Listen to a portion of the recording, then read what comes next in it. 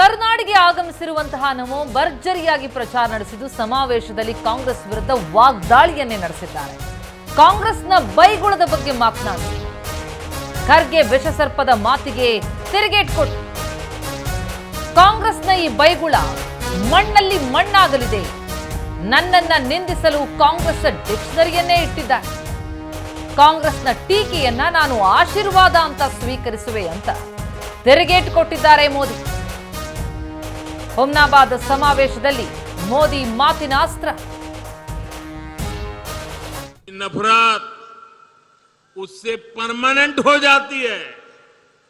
अभी इस चुनाव में भी कांग्रेस ने फिर से मुझे गालियां देने का काम शुरू कर दिया है। मैंने देखा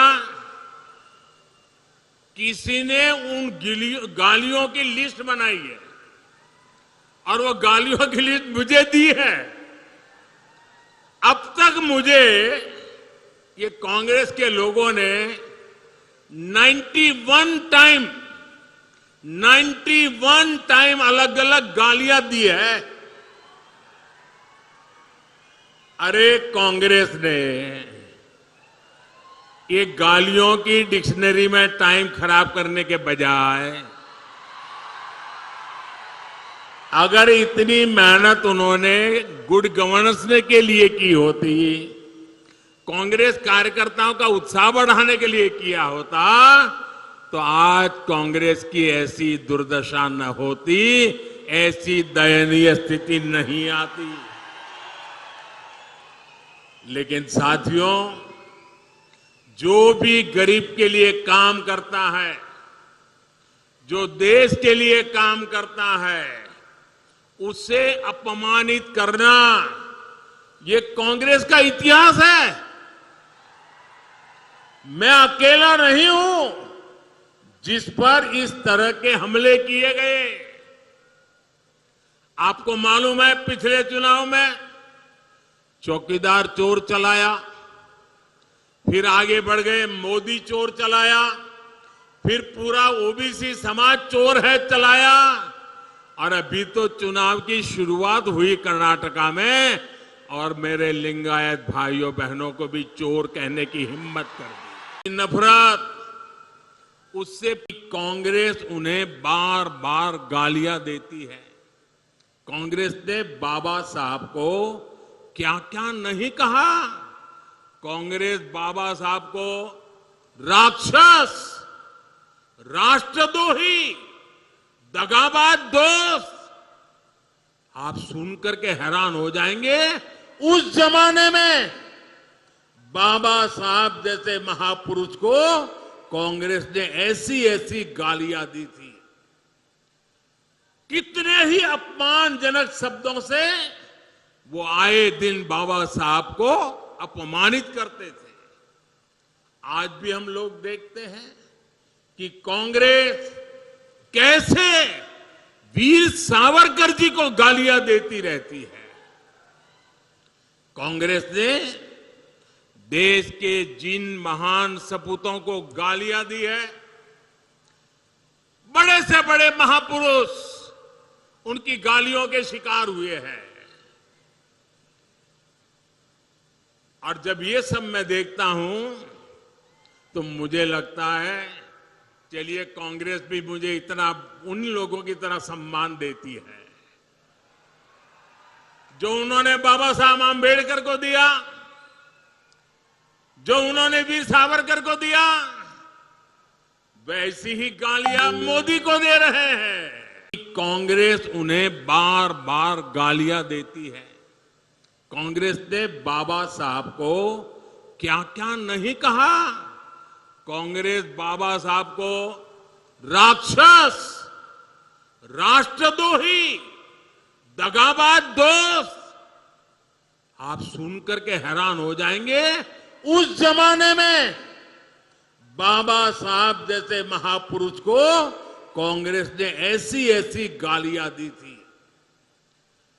कितने ही अपमानजनक शब्दों से वो आए दिन बाबा साहब को अपमानित करते थे।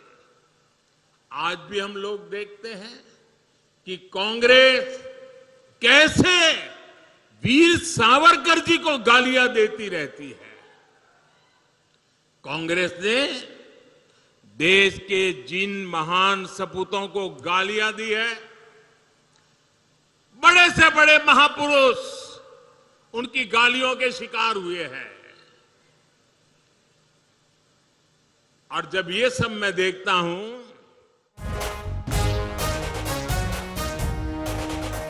ಹುಮ್ನಾಬಾದ್ ಸಮಾವೇಶದಲ್ಲಿ ಈ ರೀತಿ ಮೋದಿ ಮಾತಿನ ಬಾಣ ಬಿಟ್ಟಿದ್ದಾರೆ. ಕಾಂಗ್ರೆಸ್ ಜೆಡಿಎಸ್ ವಿರುದ್ಧ ಮೋದಿ ವಾಗ್ದಾಳಿ. ಈ ಬಾರಿಯ ನಿರ್ಧಾರ ಬಹುಮತದ ಬಿಜೆಪಿ ಸರ್ಕಾರ ಅಂದ್ರು ಪ್ರಧಾನಿ.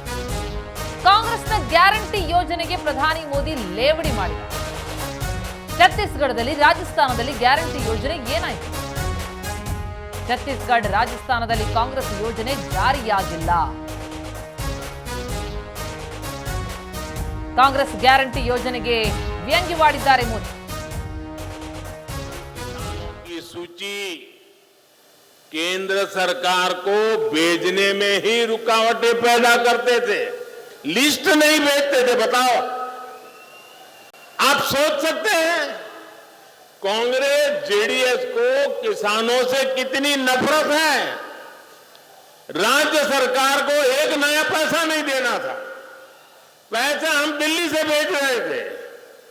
उनको तकलीफ ये थी कि बीच में कोई कटकी नहीं हो रही है, माल खाने को मिल नहीं रहा है, ये सीधा उनके बैंक खाते में जा रहा है, इसलिए लिस्ट ही नहीं देते थे। साथियों, जब कर्नाटका में भाजपा की सरकार यहां आई तो उसने यहां के लाखों किसानों के नाम केंद्र की हमारी सरकार को भेजे। आज उसी वजह से यहां के लाखों किसानों को पीएम किसान सम्मान निधि के पैसे मिल रहे हैं।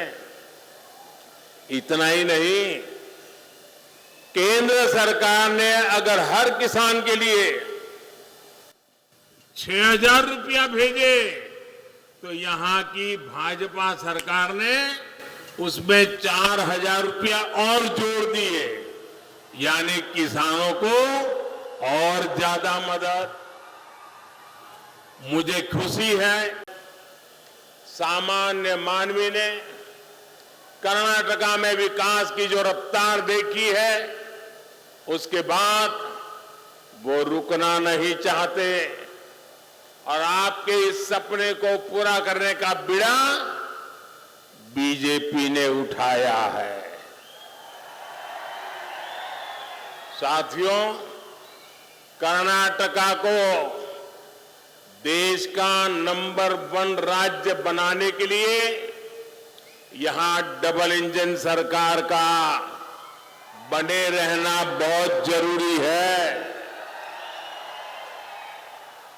जब केंद्र की बीजेपी सरकार और राज्य की बीजेपी सरकार की डबल शक्ति लगेगी तो कर्नाटका को नंबर 1 बनने से कोई नहीं रोक पाएगा।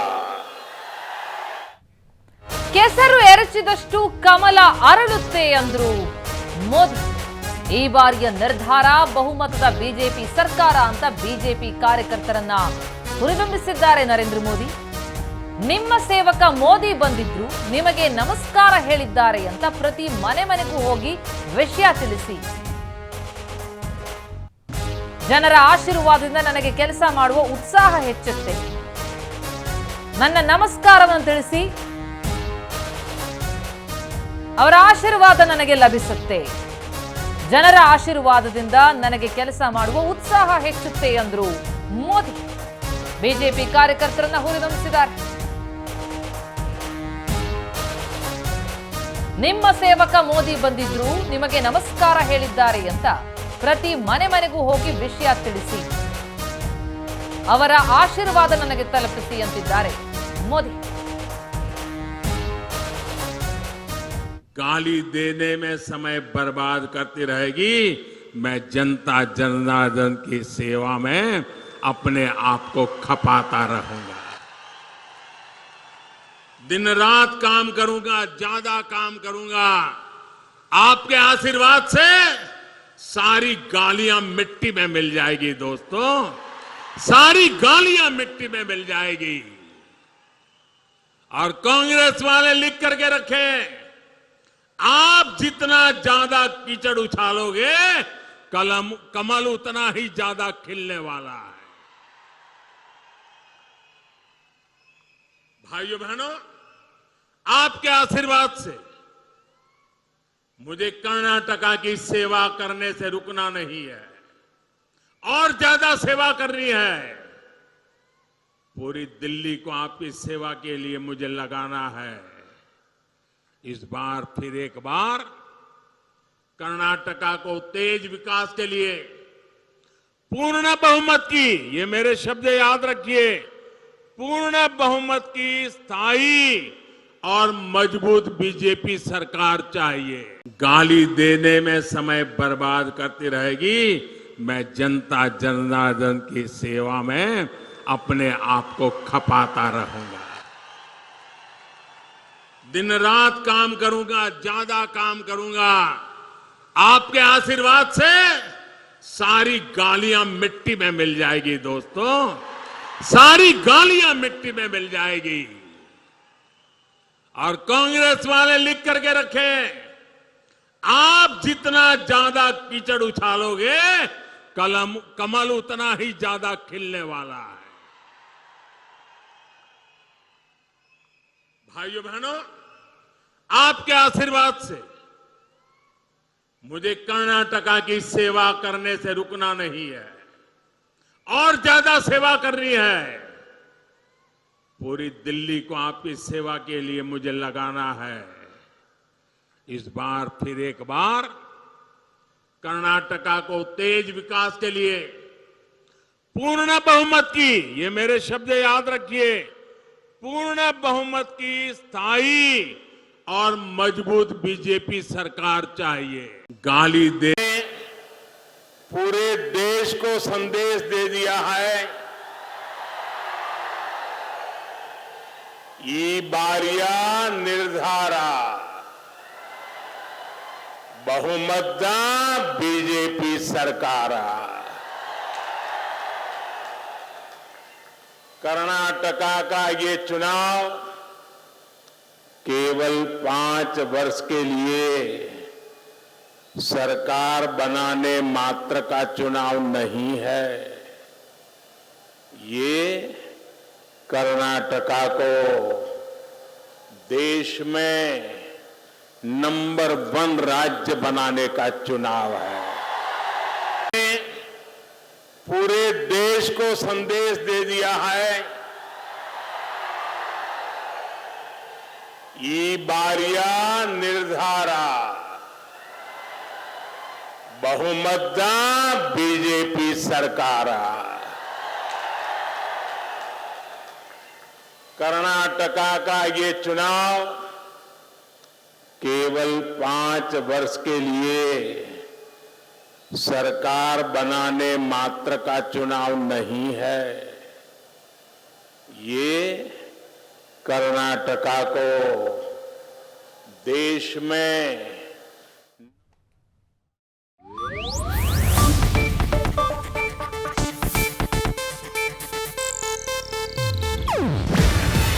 ಇದು ಏಷ್ಯಾನೆಟ್ ನ್ಯೂಸ್ ನೆಟ್ವರ್ಕ್ ಪ್ರಸ್ತುತಿ. ನೀವು ನೋಡ್ತಿದ್ದೀರಾ ಏಷ್ಯಾನೆಟ್ ಸುವರ್ಣ ನ್ಯೂಸ್.